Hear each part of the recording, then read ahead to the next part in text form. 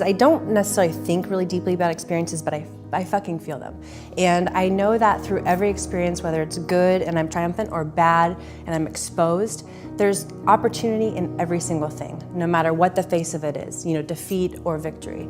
And I've had just my life, I've lived a lot of contrast. And by contrast, that means obstacles, that means injuries, that means failures, that means, you know, I have heartbreak.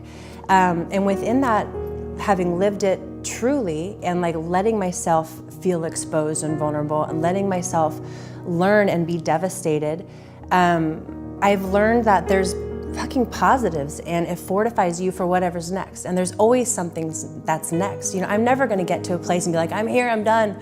You know, let's call it quits. Like I'm in it for the long haul. And I don't care, I'm gonna be 90 years old on my way to heaven, still learning, because that to me is what life is about. And so when I say that my weaknesses were exposed and there's strength in it, I believe in it with all my heart. You know, like when there's a highlight on you and it's the softest part of you and you therefore have to look at it and either train it better or figure out why it's weak or whatever it is, if you take advantage of that, that's a beautiful, powerful thing. I think it's just accountability and ownership of your part in any situation that is a failure. You know, myself on the court, I'm there to perform. I'm there to, you know, elevate my partner's play and our team play. And if I'm failing, then am I gonna blame her? Am I gonna blame the sun in my eyes? Like, then I'm a victim and then I have no power. Same thing with relationships. You know, right before you came on here, I was telling you about my husband. We just got in a fight and I always wanna take accountability. The gold is the goal. I also wanna win a gold medal every single day on the way to winning a gold medal in Tokyo. You know, and I feel like I didn't do that in Rio. Like I feel like my heart was in it, but I compromised a lot in certain things and certain parts of my relationship with my partner. And when things get hot and heavy, if you're not fortified together and totally aligned, shit's gonna happen, you know? And I take full ownership of that and I learn from that and I'm gonna live that on the way to Tokyo. And if I'm doing something, I'm doing it to win it, whatever winning it means. And to me, I'm not going for silver. Like I'm not going for bronze, I'm not going for fifth, I'm not going for the experience.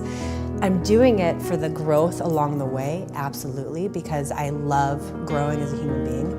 And the relationships that I have that just get deeper and richer, and my life is so beautiful because of the journey to the games. If I fall short, it's not gonna be a failure. You know, I'm not gonna talk like that, like fuck that. I just wanna talk, I don't like talking about losing. It's part of my job is to handle the losses. And one of the points of contention with Mike Gervais and I, my sports psychologist, he's like, you gotta talk about losing. Like, what if it happens? Like, you need to be prepared for that. I'm like, fuck that. Like, I've lost too much in my career. I know what that's like. It's not life or death, you know? I almost lost my marriage. That's 100 million times worse. I've lost loved ones in my life. That's 1 billion times worse.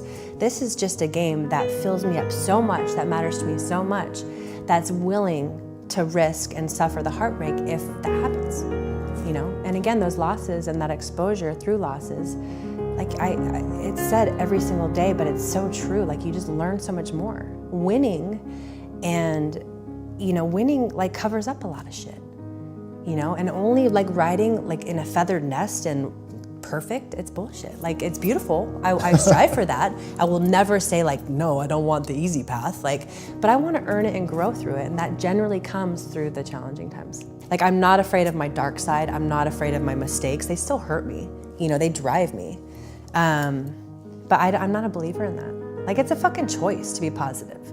And, you know, some days it's easier than others. But you know, it's just, if I can be cynical and negative or positive and optimistic about the future, like I know what I'm gonna choose every single time. And it doesn't mean it's bullshit.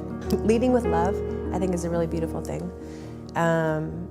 Love for yourself, first and foremost, and love for what you're doing. Like, you're never a victim in life. I really don't believe that regardless of circumstance, you can choose to not be a victim. And I would like to be an example of that. Being kind is never out of fashion and it's never gonna lead you astray. Personal accountability is huge. I mean, my parents were really like, if you're gonna do something, do it the right way. Never make excuses and fucking do it with a smile. Like, those are the 3 things in my life that my parents told me, and they modeled that for me. And if I could just hit on those 3 things with my kids, I think they'd be very successful.